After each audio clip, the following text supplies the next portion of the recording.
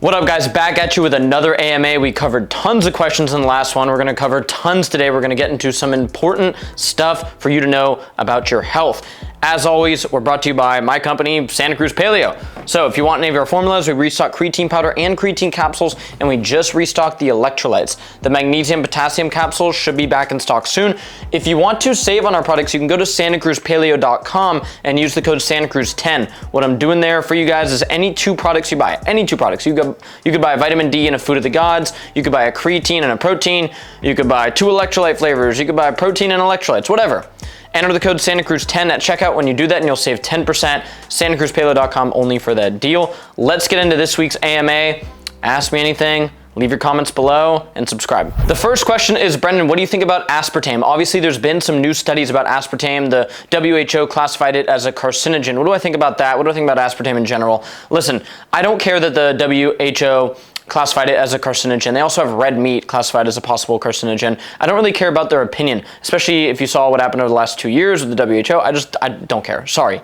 But why I don't consume aspartame is because there are studies, and yes, they are rat studies, and you know, they aren't like double-blind placebo-controlled human studies yet, in my opinion, but it shows that it disrupts your gut microbiome in a negative way. It bounces your gut bacteria towards being a negative environment for good health. Also, aspartame, how it got approved is very sketchy, so I worry about all the money in it. I think it's in every single product, guys. It's in so many products, and it is useful as an artificial sweetener. It's cheap, it's easy to put in there, it's very, very, very hyper sweet. It's like way sweeter than these other artificial sweeteners and definitely of plant sweeteners. I'm not a fan of it. I think we're gonna find that it disrupts your gut lining and your gut microbiome. So that is why I don't consume it. For many people, they'll feel this right out the gate when they consume aspartame. They'll get a headache. I don't think that's a good sign, okay? So, you know, if you love it, that's cool. I don't like it, I'm not gonna use it. The next question is, Brendan, what are your thoughts on BioSteel? So I get this question a lot because BioSteel is basically similar to a salt-based electrolyte, and it's in many different stores. Like they have it in like, you know, Safeway and stuff like that as a ready-to-drink electrolyte formula. And I made a video on it not too long ago. I can't hate on BioSteel. It's definitely a competing product with our Santa Cruz Paleo electrolytes, but I'm here to tell you what's good for your health. I'm not here to just sell you my brand. BioSteel is definitely a good option. Now, it is a few bucks for their ready-to-drink one that was in the store, so I do think that's pretty overpriced for an electrolyte formula, and it didn't have the amount of magnesium that we have in our Santa Cruz Paleo electrolytes or the amount of sea salt, but overall, I think it's a pretty good product. No artificial food dyes in there, no artificial sweeteners. I think that's pretty cool. The next question is, Brendan, what are your thoughts on cold plunges and cold exposure? So I recently got a plunge cold tub and it's absolutely amazing, and I've been doing more cold exposure. Now, here's the deal.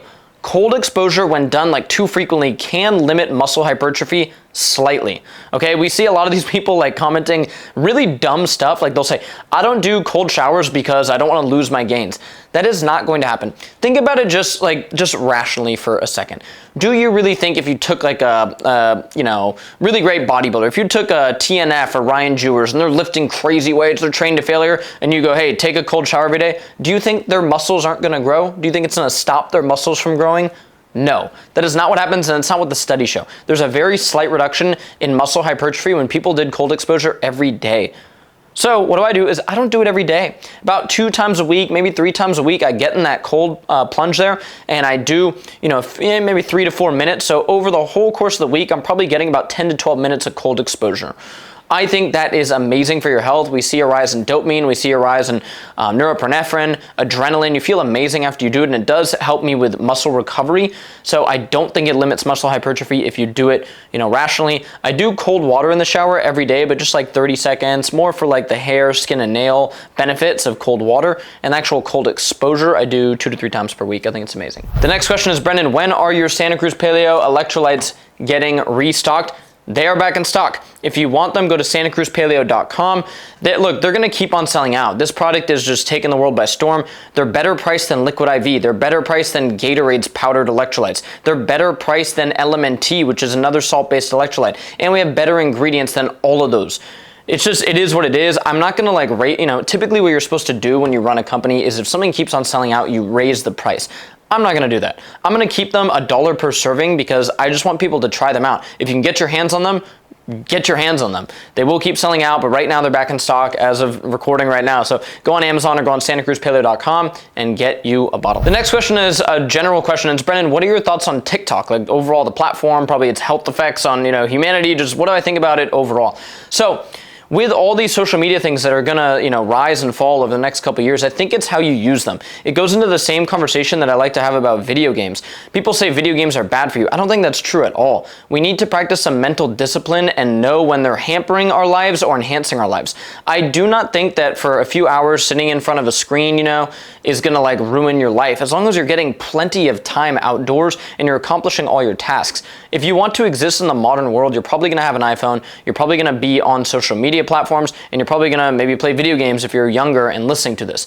Now, how much time in your day and how much time you allocate towards those is gonna dictate a lot of stuff in your life. If you're mindlessly scrolling TikTok hours and hours on end and you don't follow any informational pages whatsoever, it's probably a really bad way to use that platform. For example, myself on TikTok, I started following people in this optimal training, bodybuilding hypertrophy style training methodologies that are really smart about it. TNF, Ryan Jewers, and I have started to do that training over the last year and I've put on a significant amount of muscle. That is TikTok benefiting me. If I see, hey, this is how you should be doing your rows and this is the most optimal way to train, and I integrate that into my actual lifestyle, the gym, stuff like that, that's amazing. So I don't think any of these social media platforms are good or bad. It's how you use them. The next question is, Brendan, what do you think about orange juice, apple juice? Maybe they start their day with fruit juice. What do you think about fruit juices in general? So I don't think fruit juice is like bad or good. It's not like that. But for most people in the United States, it is bad. It's not something you should be drinking. Why is this? Well, it's just sugar from fruit. You're getting a lot of fructose in there and you're not getting the fiber. You're not getting as many polyphenols. You're not getting the fruit pectin, which is fruit fiber. You're not getting a lot of those benefits. When you consume that fiber, obviously it's gonna help with the blood sugar response, which is what many people talk about of, oh, you're missing the fiber from the fruit when you just drink the juice. But there's so much more to that. Let me tell you. You are also missing prebiotics. Prebiotics basically feed your gut bacteria, your existing gut bacteria, and they're almost all good. You want good prebiotics in your diet. So when you consume fruit pectin, it's gonna help with that. So rather than start your day off with orange juice, I would recommend eating an orange. Now, if you're very metabolically fit and you don't have any issues to, consuming stuff with, a good amount of fructose in it, fruit juice might not be the worst thing ever. Maybe some cold pressed orange juice with pulp, something like that. You really have to watch the ingredients in some of those fruit juices. I've seen artificial flavors, I've seen red 40, and I've seen artificial sweeteners, and then I've also just seen added sugar. Be careful with that. I wouldn't really recommend drinking a lot of fruit juice. You want an apple? Eat an apple. The next question is, Brendan, what are your thoughts on carbohydrate loading for athletic competition? So carbohydrate loading sometimes gets taken a bit out of context, and I see people consuming way too many carbohydrates, not prioritizing their 1 gram per pound of body weight of protein. And for the general person listening to this, let's say you're listening to this right now and you play high school sports. Let's say you play high school soccer or you do high school track or football, whatever. Okay. Here's what you want to do.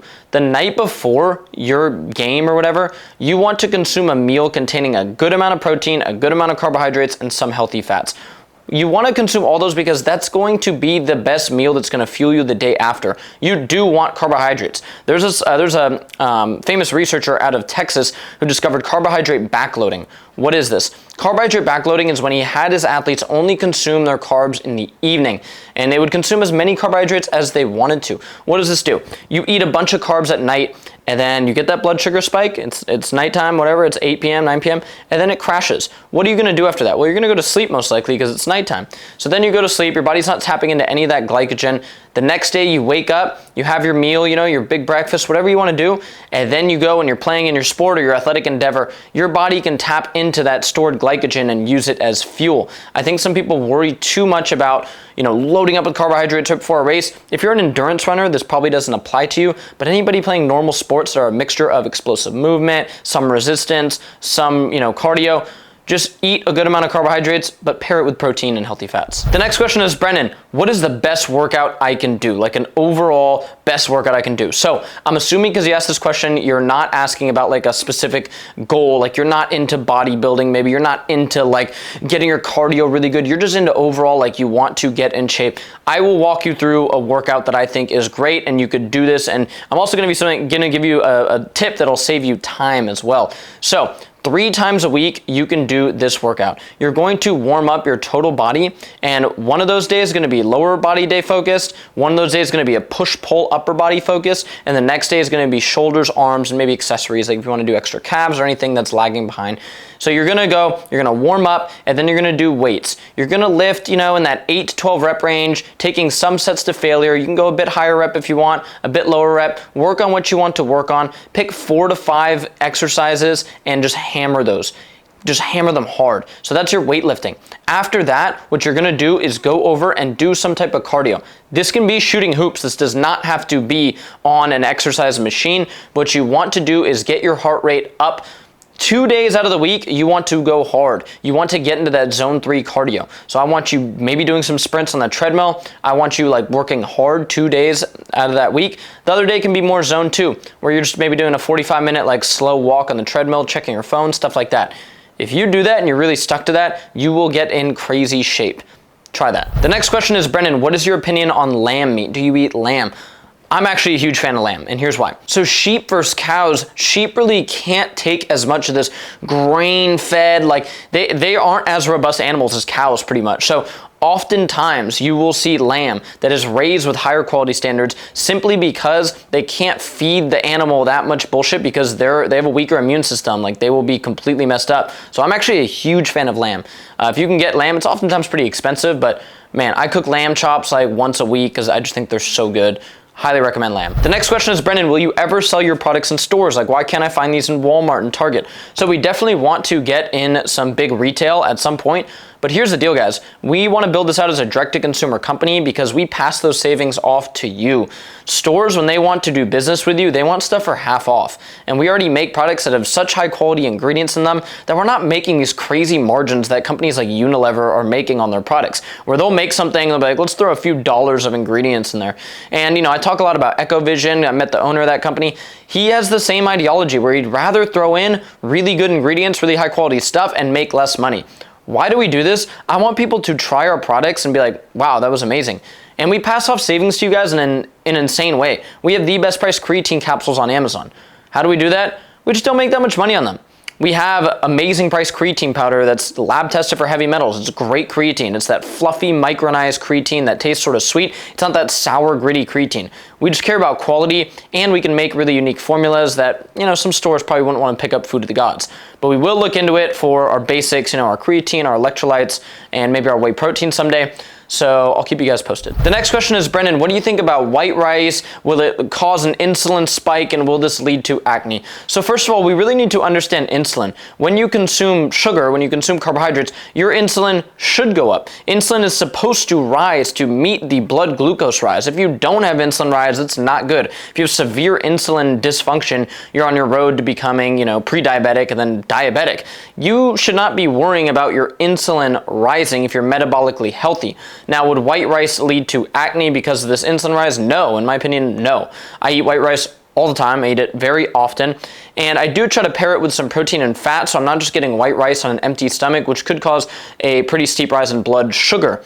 Now, big rise in blood sugar and fast crashes, that has been shown to create sort of issues in the body. So you don't really want to be just like randomly consuming a bunch of carbohydrates without protein and fats. This is why you should be eating like meals. You shouldn't really be trying to just like be like, I'm just gonna eat a bunch of white rice before I go to the gym or post-workout or something like that. Eat a full meal. That's going to be the best for your blood sugar overall, but this whole fear we have about insulin is a little overblown. The next question is, Brendan, what do you think of Brian Johnson, aka Liver King's approach to health?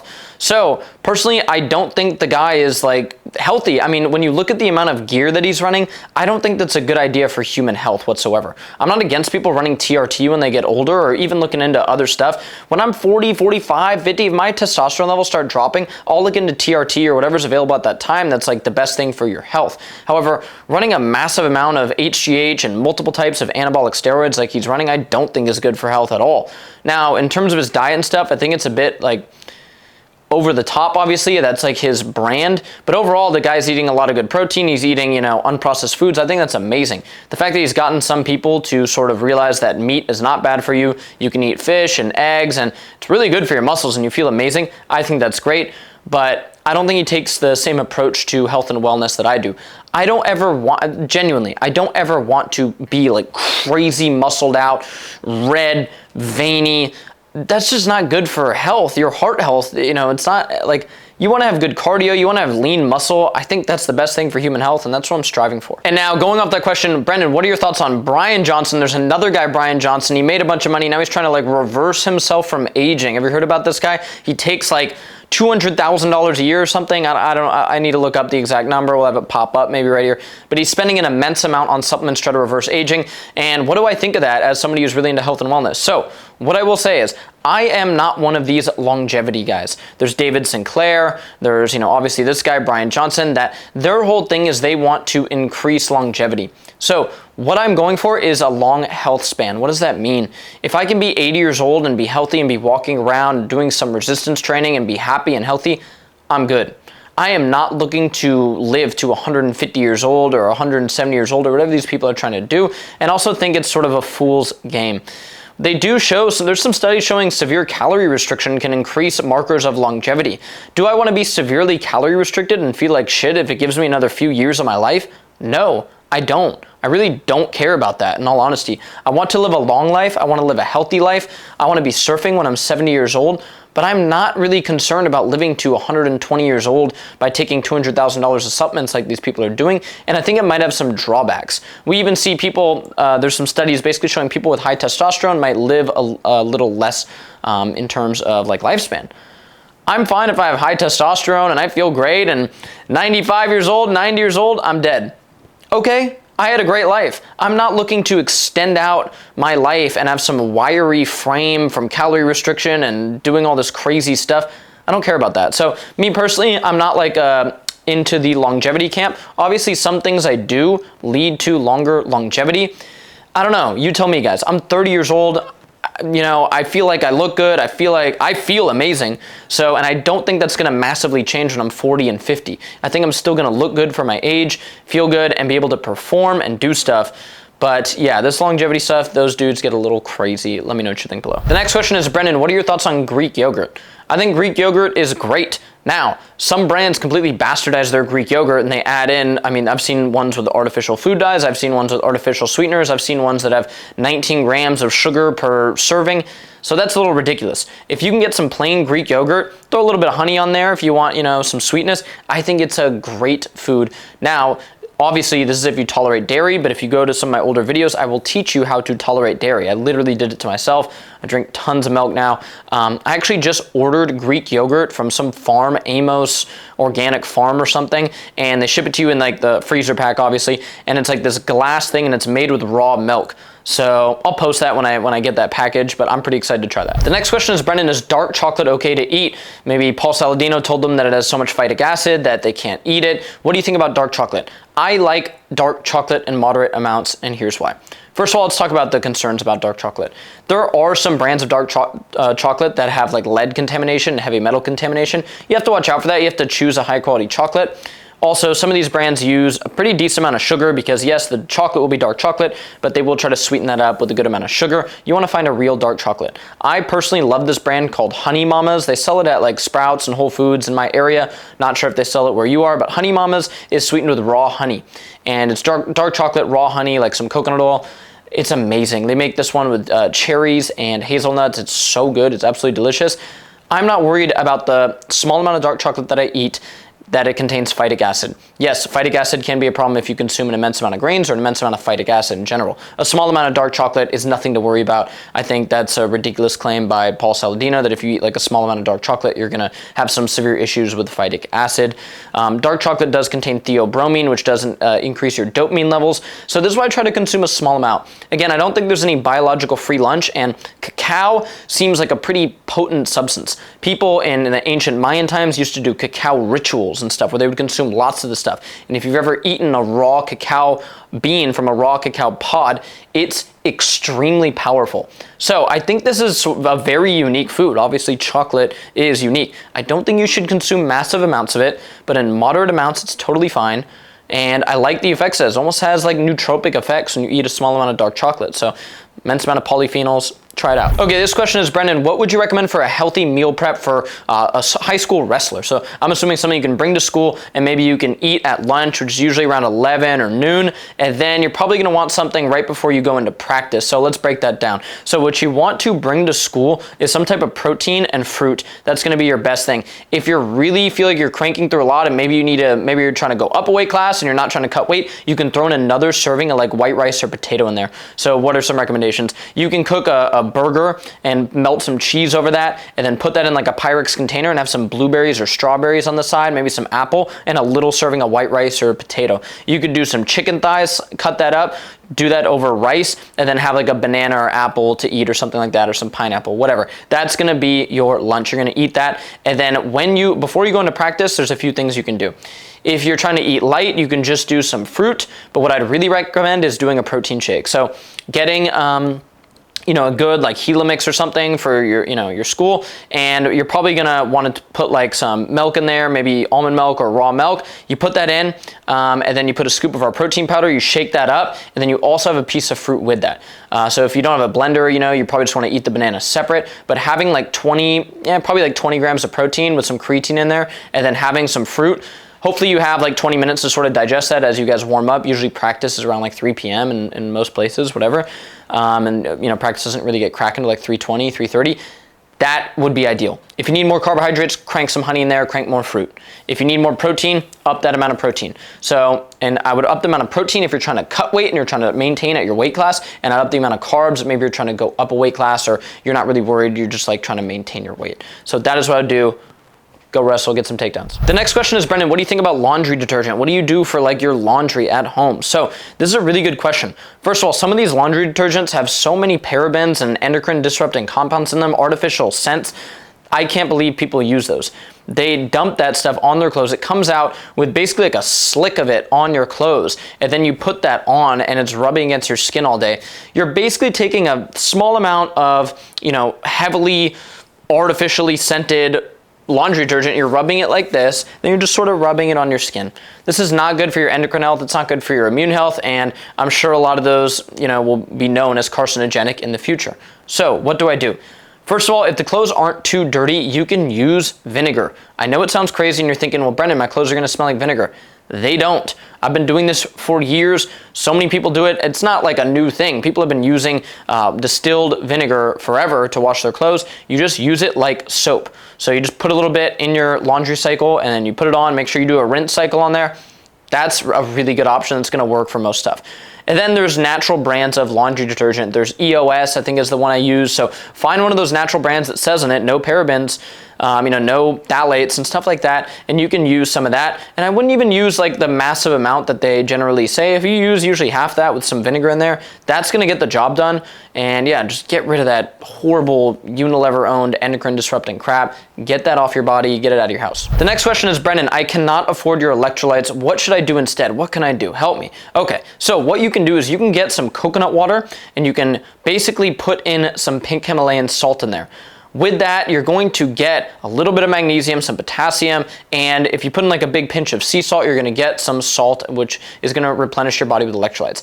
That's a pretty good idea right there. So if you can't afford our electrolytes, which do have a more robust dose of magnesium, potassium, and sodium than probably that mixture would, that's still a good option. So that's what I'd recommend. And if you're not doing any like crazy endurance sport, water with just a big pinch of sea salt is gonna be a really good starting place. Then maybe making sure to eat like a banana or some avocado to get that potassium in there. You're still gonna be missing magnesium with that, but yeah, coconut water is great. The next question is, Brendan, what do you think of like white noise when you sleep, like the waterfall sounds, the rain sounds, Basically, I'm gonna walk you through how I get the best night's sleep, and we're gonna talk about that. So the key thing for sleep that you want to make sure to do is make your environment dark an hour before you wanna go to sleep. This means not staring at your phone like this with the brightness up all the way.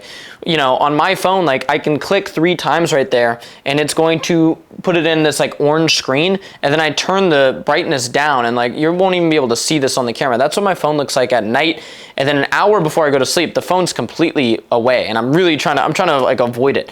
And then I get all the lights down in the house. This is key. This is gonna help your body start to secrete melatonin, which is our sleep hormone.